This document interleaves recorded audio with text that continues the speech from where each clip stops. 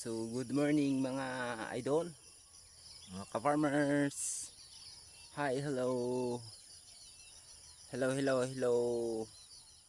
So tingnan niyo po ha, ang ating tanim na cucumber mga idol ay nag-success na po ngayong mga pagkakataon. Ay talagang nagbubunga na, o simula na po sa pag-akyat pataas, yan o. Idol, mataas na po yan sa akin mga idol, kasing tangkad na po yun sa nagtanim. Ayan, ang dami ng di pala na pruningan ulit. So ilang bisis na po ito na pruningan, kaya lang pinahayaan na lang kasi para dumami rin to ang mga sanga na to. Pag akyat niya ay magdala siya ng maraming bunga mga idol. So intercropping po ito ng ating tomato, kaya nagkaroon ng medyo bumalda yung tomato natin. So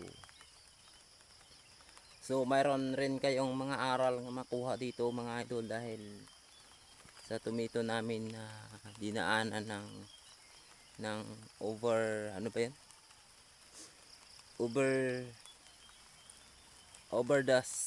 overdosed sa foliar nga ginagamit natin. So nagulan na po yun mga idol.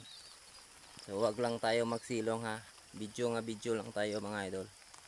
So nagkaroon po ito ng overdosed sa chemical nga ginagamit natin nga fertilizer, kaya iyon kawawa yung natin, tomato natin mga ka-farmers.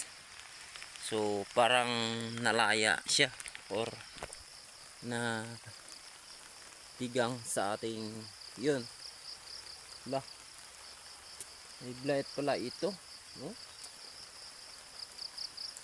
So maaaring mag-spray tayo ngayon ng blight tulo. Blight to.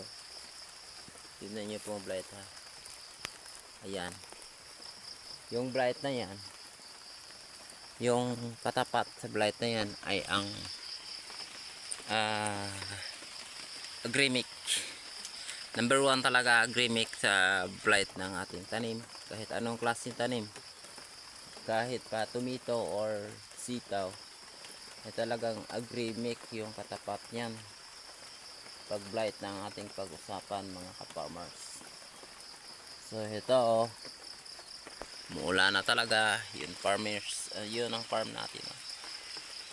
Nakasilong ako sa puno ng dahong saging badol, kasi umaga pa dito sa amin ay uulan ng medyo magandang ulan, yung pangit na ulan. Parang patak lang, konting patak lang. So shout out pala dyan sa mga ating solid supporters. Good morning, salamat sa inyong pagsuporta.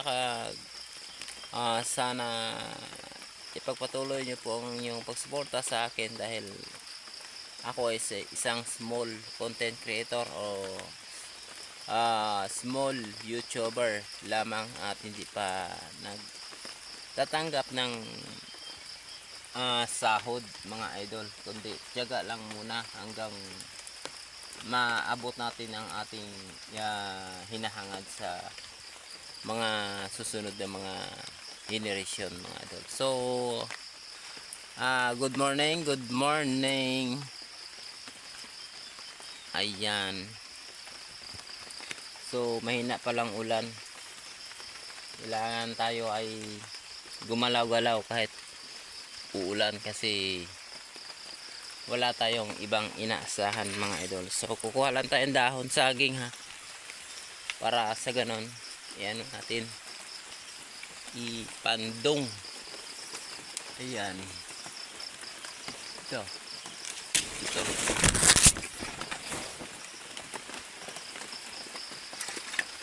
dong natin yan. So continue mga idol. Oo, nababasa ng phone ko. sayang na sayang yung tomato nyo. Sayang talaga dolo. Nalayo dolo. O sana ang ganda nito ng tubo ng tomato natin. Kailang na overdose ito dolo. You know. Tomato natin dolo. Yan. Nasa kabila natin. So sa lahat dyan na nagtatanim, mag-ingat po tayo. Mag-ingat po tayo sa ating chemical na ginagamit mga idol. Huwag tayong basta-basta nga gumamit ng mga chemical na overdose tulad ng laya ang tomato namin dulo na tuyo. Tulad ng ginagamit ko nga Yara bore track ginagamit ko. Nilagyan ko ng 100 ml. Yan ang nangyari sa tomato namin dulo. Overdose siya na laya yung mga dahon niya. Saka naipiktuhan yung lahat kasi pati bunga. Parang maahat siya ang bunga dol. At saka yung bulaklak na iba nalaglagan. Subuti yung mga putot na iba hindi nalaglagan. So ito yung natin magandang tubo na siling labuyo. So kailangan talaga mag-ingat tayo sa ating overdosed na ginagamit na chemical kasi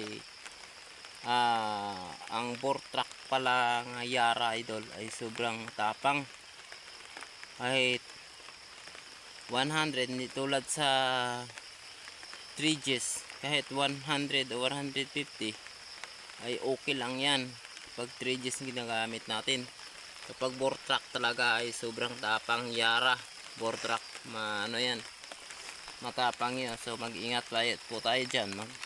Kung magamit tayo dyan ay sobrang kunti lang.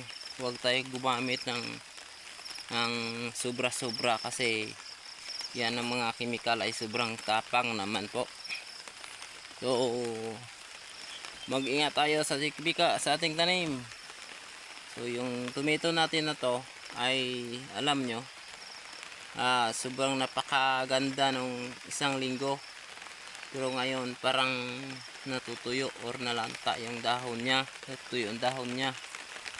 So hindi tulad sa aming labuyo na parang wala lang,